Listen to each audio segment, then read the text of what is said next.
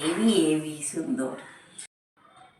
আজকে আমলকির জুস বানাবো। এইটা হচ্ছে আমলকি, এগুলো হচ্ছে পুদিনা পাতা, এইটা হচ্ছে ধনে পাতা, আর 2 টুকরো আদা।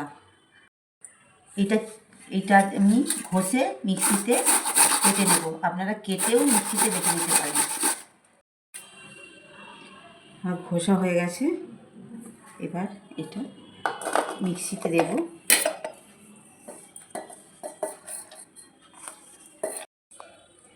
পুদিনা পাতাগুলো দেব,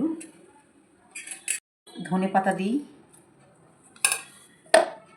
2 টুকরো আদা 2 টুকরো।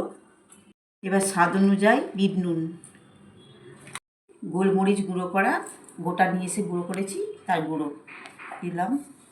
জিরার গুঁড়ো বাড়িতে গুঁড়ো করে রেখেছিলাম গোটা, তার দিলাম এটা গুঁড়ো।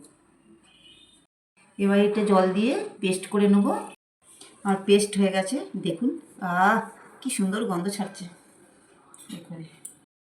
এতে একটু জল দিচ্ছি, দিয়ে পাতলা করে নিচ্ছি।